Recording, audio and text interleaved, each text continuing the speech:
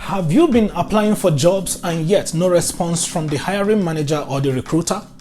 It's possible you have sent out tens of job applications, even hundreds, and yet not even an email saying you've been denied or your application has been rejected and you are just left in a limbo. I would like you to know that you are not alone and you're not the only one in such a situation. I've been there, I've seen it, and I've conquered it.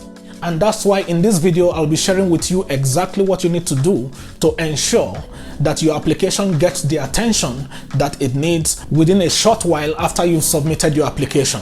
While there are so many factors that could have been responsible for the reason why you didn't get a feedback from your job application, I will be focusing on just one of the main reasons why you are not getting a response, and that is this. You need to tailor your resume for every job that you are applying to.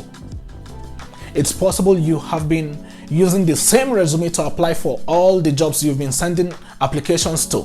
Now that is very wrong. You shouldn't do that. The answer is no. Don't use the same resume to apply for multiple jobs, except if the jobs have the same requirement, they require the same set of skills for you to perform on that job, then yes. But if that's not the situation, then for every job application, you need to tailor your resume, move things around to make sure that it fits exactly what the recruiter or the hiring manager wants to see, or probably what the ATS system, which is being used to scan resume applications and filter out the ones that closely resemble what they're looking for, okay, will check for. So that's what you need to hone your skills and focus down in making sure that your resume fits that particular job description before you submit that application. All right, how do you do this? Say for example, you're a cloud engineer, you've gone through AWS certification or some training. Now, if you're applying for a cloud engineering job, you need to make sure you push all your skills, highlight them at the very top of your resume. After your name, address, and basic introduction, you need to come up with your skill sets, which should highlight strongly those skill sets that are focused on AWS or focused on cloud engineering, that talks about your expertise, your excellence, your abilities, the things you've done, the projects you've worked on within that field. Those ones should be more pronounced. They should be easily readable, like at first sight, the recruiter or the hiring manager should see and know exactly what you're talking about. That should catch their attention to say, this looks like a good resume. We would like to move this person, this candidate forward to the next stage. In order for you to achieve this, it means you need to spend some time. Don't be in a rush. Spend some time reading through the job description.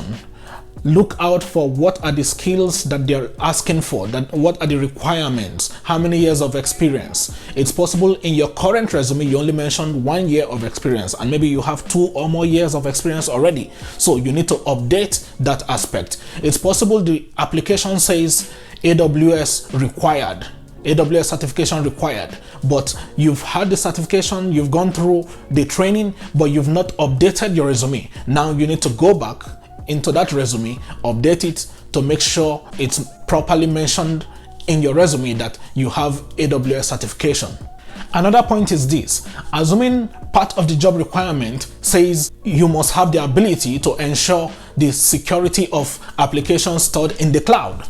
Now you need to make it one of the statements highlighted in your past job or your current job in cloud security, or probably whatever role it is that you're working within the cloud engineering or cloud security or cloud systems niche right now, and mention how exactly that you've used your skill set to help ensure the security of the applications for the company that you're working on the cloud.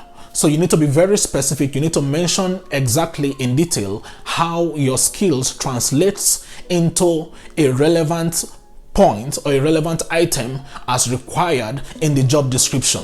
This is how you're going to highlight or rewrite some certain aspects of your resume to make sure it fits a particular job description before you hit the submit button.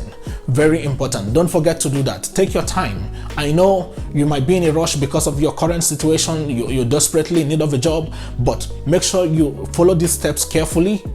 highlight the most important skills that are relevant to that particular job, and then push your resume out, submit it. I promise you, within a short while, you're gonna get a response from them. If this is your first time on this channel, my name is Jerry, the coding musician, and on this channel, I upload video content to help those who are transitioning from an entirely different field into the IT field. I strongly believe that there is a job for everyone who cares, for everyone who is interested in making a transition. It doesn't matter your background, it doesn't matter your skill set, it doesn't matter if you've never coded before or you don't have any background in IT. There is a job for you.